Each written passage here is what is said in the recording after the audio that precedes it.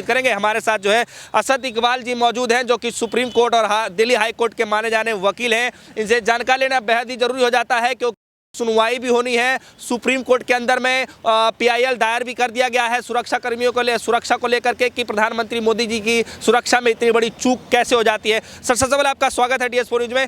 कैसे देखते हैं असद इकबाल जी कि प्रधानमंत्री मोदी जी की जो है रैली होनी होती है और बड़ी सौगातें देनी होती है और उससे पहले ही प्रधानमंत्री मोदी जी जो है वापिस चले आते हैं, तो क्या लगता है कितनी बड़ी सेंधमारी की वजह क्या हो सकती है? प्रधानमंत्री का जब दौरा भटिंडा पहुंचते हैं तो उस वक्त जैसे कि रिपोर्ट आ रही हैं और अभी तो होम मिनिस्ट्री ने भी एक जो गाइडलाइन थी वो जारी की है, जो लेटेस्ट की है, तो ये घटनाक्रम को पहले थोड़ा समझने की ज़रूरत है। भटिंडा जिस प्रधानमंत्री पहुंचते हैं तो भटिंडा से बारिश की वजह से उनका हेलीकॉप्टर से जो प्रोग्राम था घटना स्थल जो जहाँ प्रदर्शन जहाँ उनकी जो रैली थी वहाँ तक फिरोजपुर पहुँचने का वो नहीं हो पाया, जिसकी वजह से 125 या 121 किलोमीटर का जो डिस्टेंस था वो बाई रोड कवर करने का प्लान बना। और जब वो प्लान बना तो क्योंकि प्रधानमंत्री एक दुनिया की सबसे बड़ी जो प्रजातंत्र है भारत, वहाँ के प्रधानमंत्री हैं और वहाँ हमारी जो SPG है उसकी जिम्मेदारी है प्रधानमंत्री की सुरक्षा की। 5 दिन पहले से जो टीम है SPG और उस स्टेट का DG, जिस स्टेट में प्रधानमंत्री विजिट करने वाले होते हैं, वो पहले से SPG अपने अंडर में ले लेती है और स्टेट का DG वो करता है जो SPG चाहती है। तो यहाँ पर ये कहना, क्योंकि इतनी एजेंसीज़ हैं हमारे पास में जो प्रधानमंत्री की सुरक्षा में है, लगभग 120 से ज़्यादा लोग उस वक्त प्रधानमंत्री को कवर करके सुरक्षा का घेरा बना करके चलते हैं। उसमें SPG है, लोकल बॉडीज़ हैं, उनके पर्सनल सिक्योरिटी गार्ड्स हैं। तो ये कहना कि प्रधानमंत्री की सुरक्षा में चूक हुई, ये सडनली एक निर्णय लिए गए और स्टेट गवर्नमेंट कंडेम होना चाहिए, चाहे वो पंजाब की गवर्नमेंट हो या किसी दूसरे शासित स्टेट की गवर्नमेंट हो। वहाँ अगर प्रधानमंत्री हमारे देश के जो मेन अहम व्यक्ति है उसकी सुरक्षा में चूक का मतलब है ज़रा सी भी खामी हमारी सुरक्षा एजेंसीज़ को नाकामी की तरफ इशारा करती हैं। जो देश दुनिया के अंदर एक हमारा कहीं ना कहीं लेवल जो है वो चाइना और US से मिलता जुलता है और हम उन लोगों से कम्पीट करते हैं। उनकी सुरक्षा बल्कि जो SPG कमांडो हैं उनकी जो ट्रेनिंग दी जाती है वो अमेरिका के अंदर जो वहाँ के राष्ट्रपति के जो कमांडो हैं उनकी ट्रेनिंग को इक्वल है, उसके इक्वलेंट उनकी ट्रेनिंग को देखें तो जहाँ पर दुनिया के सबसे बड़े प्रधानमंत्री और वो प्रधानमंत्री को उसकी सुरक्षा को देखते हुए अगर ये चूक होती है, ये स्टेट गवर्नमेंट की नाकामयाबी है और मैं समझता हूँ इसकी जांच होनी चाहिए। तो ऐसे में मैं समझता हूँ कि इसमें राजनीति ना हो बल्कि ये देखा जाए ये स्टेट लेवल के बेसिस पे या पुलिस के बेसिस पे कहाँ लेकुना हुआ है। अगर कोई इसके बेसिस पे राजनीति होती है तो मैं समझता हूँ कि ये एक बहुत बड़ा मसला है जिसको राजनीति लेवल पे भुनाने की कोशिश ना की जाए। लेकिन असद इकबाल जी, सवाल अब यहाँ पर ये है कि गृह मंत्रालय ने जो है ये कहा है कि उस रूट पे जो है ग्रीन सिग्नल जो है वहाँ के पुलिस DGP ने दिया था। तो सवाल अब ये उठ जाता है कि जब ग्रीन सिग्नल मिला ही था तो इस तरह के गतिरोध उत्पन्न कैसे हो गया?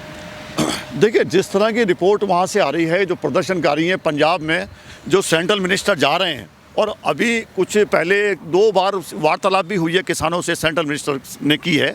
तो और उनका जो मुद्दा है वो ये है कि जो अजय मिश्रा हैं, जो स्टेट होम मिनिस्टर हैं, उनका इस्तीफ़ा वो लोग मांग रहे हैं पंजाब में। अभी भी उन्होंने अपनी जो धरना प्रदर्शन कंटिन्यू रखा हुआ है। तो अब आप ये देखें, ये जो किसान थे, ये कहना है उनका कि हम धरना प्रदर्शन के लिए कहीं जा रहे थे जहाँ पर हमें ये पता ही नहीं था कि उन लोगों को यहाँ से प्रधानमंत्री गुजरने वाले हैं। और अगर स्टेट पुलिस जो DGP इस वक्त टच में होगा SPG के, और स्टेट पुलिस के DGP और SPG का आपस में तालमेल नहीं बैठ पाया और इतने लंबे डिस्टेंस पे जिस पे प्रधानमंत्री 120 किलोमीटर की यात्रा करने वाले थे उस पर यह क्लियर नहीं हो पाया कि आगे कहीं रुकावट है या किसान आ सकते हैं या कोई और भी किसी तरह की घटना हो सकती है। जबकि जिस तरह की मुझे जानकारी है प्रधानमंत्री के बारे में ये भी होता है कि अचानक अगर कोई इमरजेंसी होती है तो उनके लिए कहीं घर, कौन से घर में उनको सुरक्षा दी जाएगी, कहाँ लिया जाएगा, वो टोटल एक जो परफॉर्मा है वो SPG का तैयार होता है पहले एडवांस।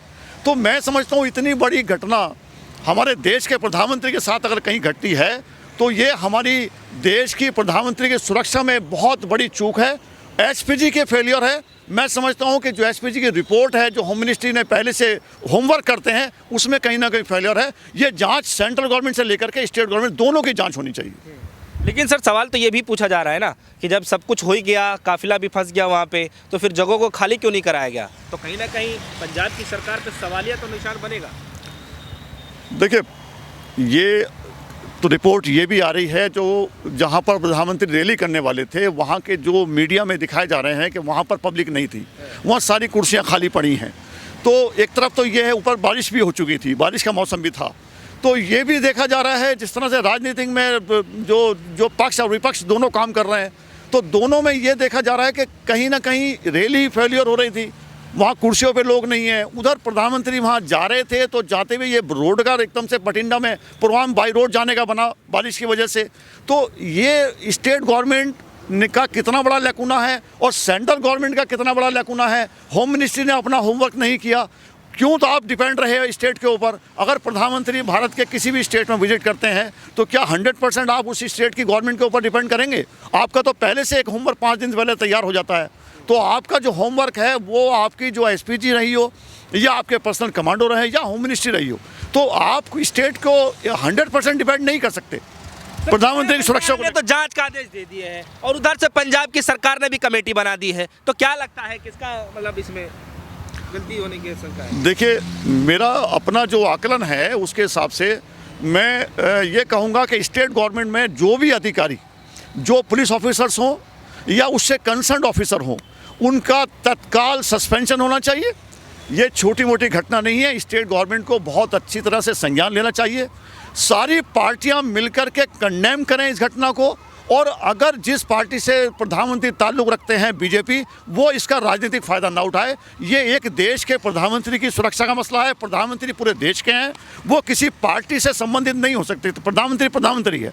अब सवाल खड़ा होता है कि विपक्ष और पक्ष दोनों जांच की बात करें। सुप्रीम कोर्ट में पीआईएल पड़ चुकी है, सुप्रीम कोर्ट भी बिल्कुल इस पर संज्ञान लेंगे। प्रधानमंत्री की सुरक्षा को लेकर कोई भी समझौता नहीं कर सकता, लेकिन जहां तक इसका राजनीतिकरण होना है वो ना किया जाए। जैसे जेपी नड्डा साहब ने कह दिया ट्वीट करके कि ये कांग्रेस और जो क्योंकि चुनाव में हार रही है और वो चुनाव का फ़ायदा लेने के लिए उन लोगों ने क्या कि प्रधानमंत्री की रैलियां ना हो और उनकी रैली को रोका जाए, ये उनका एक प्लान था। ये नड्डा साहब ने कहा है। मोदी जी तो ये कह रहे हैं कि चन्नी से कहना, अपने सीएम से कहना, अधिकारियों से कहते हुए कहा, उन्होंने सूत्रों के हवाले से पता चला कि अपने सीएम चन्नी से कहना कि मैं जिंदा लौट आया हूँ। देखिए, प्रधानमंत्री अपने वक्तव्यों के लिए जाने जाते हैं, वो कोई पहली बार इस तरह के वक्तव्य नहीं देते हैं। मैंने वैसे पहले भी कहा कि हम कंडेम करते हैं, पूरे भारत के वासियों को कंडेम करना चाहिए, सरकारों को कंडेम करना चाहिए, विपक्ष अपक्ष दोनों को कंडेम करना चाहिए। प्रधानमंत्री हमारे लिए मेन है और देश की सर्वोच्च संस्था के हेड हैं। मैं समझता हूं कि इस तरह का वक्तव्य देना कि अगर आपका ये तो स्टेट है, सारे स्टेट आपके अंडर में आते हैं, सरकारें कोई भी हो सकती हैं, उसमें कांग्रेस की हो या वाम दल की हो या ममता बैठी हो। अगर आप बंगाल जाते हैं तो भी तो आप ही के अंडर में है, आप तो देश के प्रधानमंत्री हैं, आप ममता के खाली अकेले के प्रधानमंत्री नहीं हैं। तो आप की सुरक्षा आपके हाथ में है। आपके चाहे डीजीपी हो चाहे एसपीजी हो, सब आपके अंडर में है। जैसे मैंने कहा कि जब प्रधानमंत्री की विजिट कहीं होती है तो एसपीजी के अंडर में डीजीपी आ जाता है उस स्टेट का। वो जो एसपीजी ऑर्डर करती है वो डीजीपी को मानना पड़ता है। तो ऐसे में ये जो वक्तव्य है, मैं समझता हूँ कि प्रधानमंत्री का जो उनका लेवल है उसके हिसाब से वो फिट नहीं बैठता है। अच्छा, एक सवाल ये भी उठ रहा है कि थोड़ा राजनीति पे लोग बाग अब तंज करने की कोशिश कर रहे हैं, कह रहे हैं कि जो है दलित सीएम जो है प्रधानमंत्री मोदी जी को पच नहीं रहा है, इसलिए जो है पूरा षड्यंत्र रचा जा रहा है। क्या आपको वाकई लगता है कि कुछ इस तरीके से रणनीति तैयार की जा रही है? देखिए, ये मैंने कहा कि इस तरह की घटनाओं का राजनीतिकरण हो रहा है। राजनीतिकरण नहीं होना चाहिए।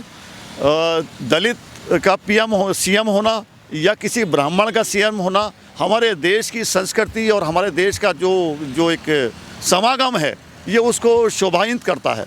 अब एक दलित का अगर मौका मिलता है कि वो सीएम बनता है तो मैं समझता हूँ ये अम्बेडकर की जो हमारी पॉलिसी है उसका हमें सम्मान करना चाहिए और इस तरह के वर्ड बोलने से, शब्द बोलने से बचना चाहिए। कोई सी पार्टी का हो, ये गलत है।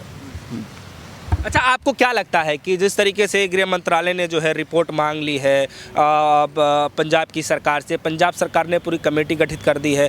अब तक तो ये बताया जा रहा था कि जो है कुछ लोगों को शायद बर्खास्त भी किया गया है और पूरी कमेटी की जांच भी की जा रही है। तो क्या आपको नहीं लगता है कि मतलब गृह मंत्रालय पे भी जो है एक बड़ा सवालिया निशान खड़ा हुआ कि गृह मंत्रालय ने उनकी सुरक्षा में कितना व्यवस्था किया? जैसे मैंने कहा ना कि इसमें खाली स्टेट गवर्नमेंट जो उस जहाँ पर ये घटना हुई है अगर आप ब्रिज के ऊपर देखेंगे, जहाँ पर अभी जो वीडियो वायरल हो रही है वो 30 सेकंड का एक वीडियो है, जिसमें जहाँ पर प्रधानमंत्री की गाड़ी का काफिला रुका, वो एक पुल है, ब्रिज है, ब्रिज के ऊपर कुछ लोग खड़े हैं जिनके हाथ में बीजेपी का झंडा है और वो प्रधानमंत्री मोदी जी जिंदाबाद के नारे लगा रहे हैं, और नीचे पुल के नीचे कुछ लोग खड़े हुए, उन्होंने मुर्दाबाद भी बोला है उस वीडियो के अंदर आप देखें तो कहीं ना कहीं ये दिखाई दे रहा है कि पुल के ऊपर जिन्होंने रास्ता रोकने की कोशिश की वो बीजेपी के समर्थक दिखाई दे रहे हैं, झंडा उनके हाथ में है, वो प्रधानमंत्री की जय जयकार करने भी पहुंच सकते हैं। तो ये तो वहाँ की जो रिपोर्ट निकल के आएगी उसी से सारा बात क्लियर हो पाएगी। अब सवाल खड़ा होता है होम मिनिस्ट्री और स्टेट गवर्नमेंट। मैंने कहा ना, स्टेट गवर्नमेंट का जो दायित्व है वो उसने निभाने में अपनी कमजोरी की है, क्योंकि एक तालमेल नहीं बैठ पाया। लेकिन मेरे हिसाब से जो इसकी मोर देन 90% जिम्मेदारी है वो होम मिनिस्ट्री की है। प्रधानमंत्री की सुरक्षा और पूरा जो ग्रुप है उसकी पूरा डील करता है होम मिनिस्ट्री, तो वहाँ से अपनी जिम्मेदारी से होम मिनिस्ट्री नहीं बच सकती।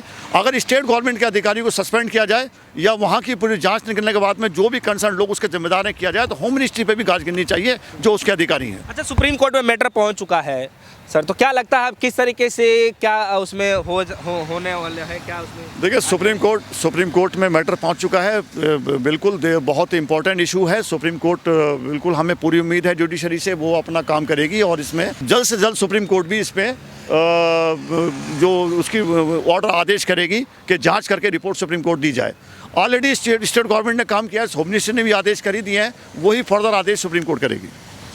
तो बहुत बहुत शुक्रिया हमारे दर्शकों को समझाने के लिए, बताने के लिए और हमें कीमती समय देने के लिए। ये रहे अरशद इकबाल जी, जो कि दिल्ली हाई कोर्ट और सुप्रीम कोर्ट के जो माने जाने वकील हैं। इनसे जो है राय लेना बहुत ही अहम हो जाता है, क्योंकि सुप्रीम कोर्ट में पूरा मामला पहुंच चुका है और प्रधानमंत्री मोदी जी की जो है पूरा काफिले में जो जिस तरीके से जो है सेंधमारी की जाती है, उसको लेकर के आज भी सवालिया निशान बन रहा है कि प्रधानमंत्री मोदी जी की जो है काफिले में इतनी बड़ी चूक आखिर कैसे हो सकती है। हालाँकि हम आपको बता दें कि कांग्रेस की आला कमान ने भी जो है सीएम चन्नी पे जो है फटकार लगा दी है और पूरे जांच को जो है सही रूप से जो है पूरे प्रक्रिया को देखने की जो है बातचीत की गई है। हालांकि कमेटी गठित की गई है, 3 दिनों के अंदर रिपोर्ट सौंपने की बातचीत की जा रही है। अब आने वाले समय में काफ़ी ये देखना काफ़ी दिलचस्प होगा कि दरअसल इसके पीछे का मामला था क्या। फिलहाल के लिए इतना ही। जुड़ रहे हमारे साथ, देखते रहिए न्यूज़। धन्यवाद।